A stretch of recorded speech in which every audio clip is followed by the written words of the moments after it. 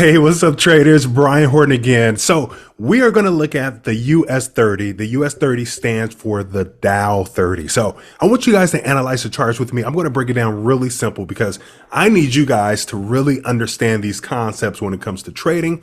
When you understand that the market is just like any other market, like a grocery store or the real estate market, you would understand how to trade. The market needs to attract buyers in order for you to buy. And when it does, price starts to go up. But where are the levels where to buy? I'm going to show you right here. Let's go ahead and deep dive into it.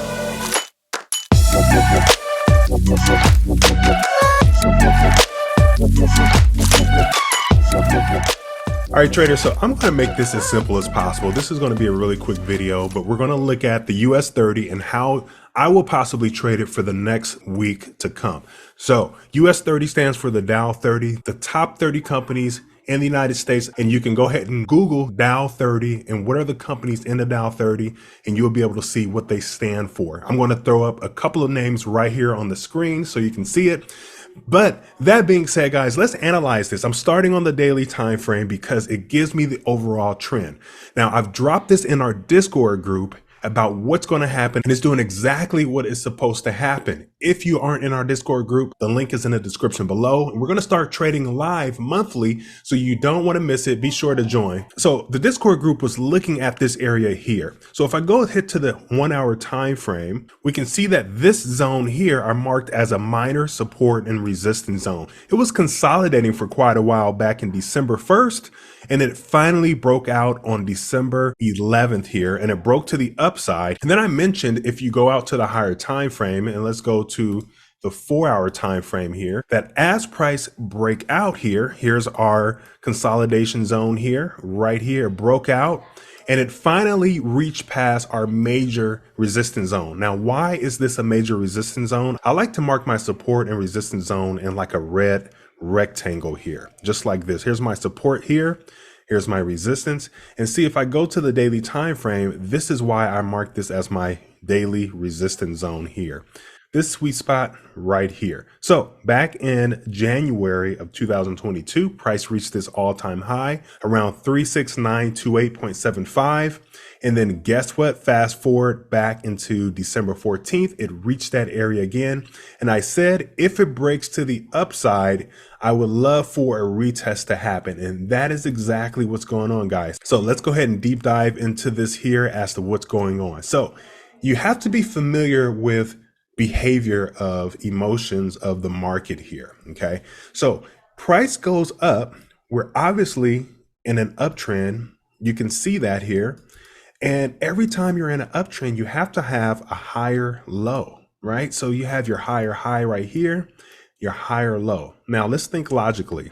The reason why we have a higher low is because it needs to attract more buyers into the market. Remember when I said the market is just like any other market, like a grocery store market or a shoe market or any type of market, you have to attract buyers. And in order to attract buyers, you have to drop the price so that they're willing to buy it, right? So here is our uptrend.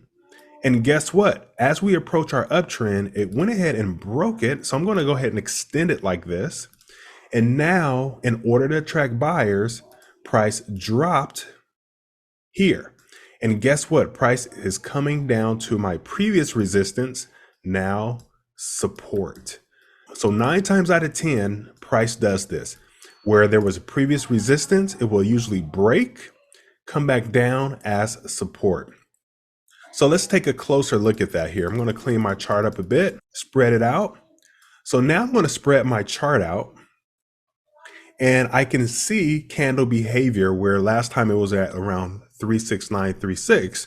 Now, so anywhere within this red rectangle where I'm marked as my daily resistance, I believe price is going to come back and retest. So even from now, it's around my red rectangle or my now support zone, and price could come down a little bit further, right? Depending on what's going on in the news and what's going on in the market. But right now, this is liquidity time. It's bringing in more people so that the market can continue in its uptrend. Now, I would take cautious because this is kind of an all-time high. And so the pullback may be pretty aggressive. It may come back down, maybe even further than my now support zone. So I'm going to stretch this out like this here to my trend line. And so I'm thinking price will come back down just a bit more. And if I look left, I think it will come back and retest around this 36.90 area here. That is where I would love to buy as a swing trader. And if that's the case, I will probably ride it back up to this top or wherever I feel comfortable, depending on how fast or how slow this market is going. So guys, I haven't even used one indicator, and I want you guys to learn price action. Simply looking at candles, candles representing people with money or corporations with money, understanding just the basics of supply and demand. When you have a demand, you have to provide the supply. If you don't have the supply, then you're going to get a demand of it. So here is right here, we have a lot of buyers coming in. They stopped. They said it's becoming expensive. So therefore, price drops. And now when price drops, looking at the past, this is called price action trading. Right here is where they sold before. So right here is possibly where they may buy. Now, once price gets to this area or around this area, before you pull the trigger and buy, you want to see if there are buyers coming in. You don't want to just buy because it's in the zone. You want to look at the candle behavior. You want to see if there's wick rejection or consolidation on the lower time frame. So if I go to this 4-hour time frame, I notice this right here where it wicked previously, and it may do the same thing around this zone. So anywhere within this red rectangle is where I'm looking to buy. So a very quick and sweet analysis. Now, if I want it to be a little fancy, I can go ahead and throw on a Bollinger Band here. I can see price is starting to rest on this bottom band, which means oversold. But I think price may come back down a little closer into that band before we pull the trigger. Now, I can even throw on an RSI, for example. Here's my relative strength index here. Price is headed towards the bottom here around the 30 area here. And we know around the 30 area is a good price to buy because it's oversold. So before I even threw on any indicators, I'm simply looking at price action. And then I look at these indicators as confluence. Confluence meaning something that I already know. It helps me to realize and understand that, hey, maybe price is oversold. So before you pull the trigger, you want to be patient. This may not even take place today. It may take place sometime next week, but you want to be patient and just wait for price to come to you. And too many times I've come across traders who can't wait. They pull the trigger too early and they wipe their account. Sometimes they're good. Sometimes they profit, but most of the times they don't. And patience is key to becoming a successful stock trader or any trader. So guys, let me know in the comments, what do you think about this? Again, be sure to join Discord. We'll be happy to have you. We may be trading live monthly for you guys. To start off with, brand new Discord. We talk about how to find a broker, to how to find the right stocks, how to find the right ETFs, understanding support resistance, when to buy, when to sell, just basics, starting from the basics, guys. So that being said, I will see you in the next video. God bless you. Have a good day.